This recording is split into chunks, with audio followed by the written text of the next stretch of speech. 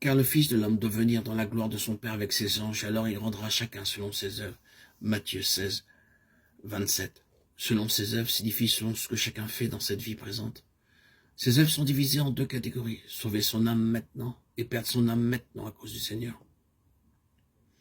Il rendra chacun selon ses œuvres. Signifie qu'à celui qui sauve son âme maintenant, le Seigneur fera qu'il la perde, et à celui qui perd son âme maintenant, à cause de lui, il fera qu'il la trouve.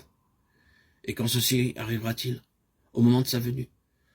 Par conséquent, soyons parfaitement au clair. Si une personne s'occupe des choses de la chair, pourvoit à ses propres plaisirs et refuse de souffrir pour Christ, elle recevra le reproche du Seigneur au lieu de recevoir sa gloire. Et s'il peut même qu'elle pleure et grince des dents à la venue du Seigneur. Mais si elle est disposée à renoncer à ses droits, à être entièrement séparée du monde et à être fidèlement obéissante à la volonté de Dieu, elle sera alors louée par le Seigneur et jouira de la joie du Seigneur pour la pleine satisfaction de son cœur. La venue du Seigneur et sa récompense se rapportent spécialement au fait de régner avec lui dans le royaume. Car le Seigneur lui-même nous informe immédiatement où il viendra.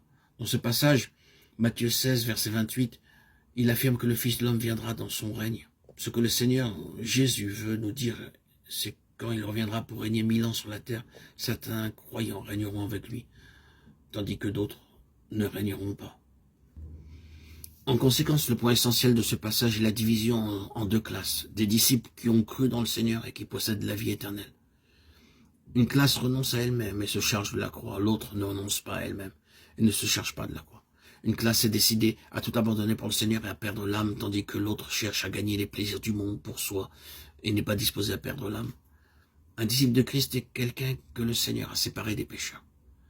Et il va encore séparer, cette fois-ci le disciple qui renonce à lui-même, de celui qui ne renonce pas à lui-même.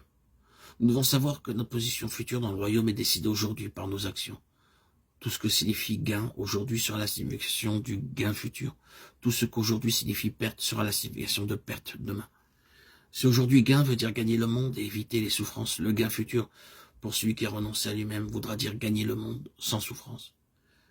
Si aujourd'hui perte signifie abandonner le monde et ne pas suivre la volonté propre, alors la perte future pour celui qui n'a pas renoncé à lui-même signifiera perdre le monde et ne pas obtenir ce qu'il désire. C'est ceci que le Seigneur veut dire, que tous ceux qui sont satisfaits par le monde aujourd'hui perdront la position de régner avec lui dans le futur. Par conséquent, le salut de l'âme est totalement différent de ce que communément nous connaissons comme le salut de l'esprit, qui signifie avoir la vie éternelle. Comment est sauvé l'esprit? Ce qui est né de l'esprit est esprit, Jean 3, 16.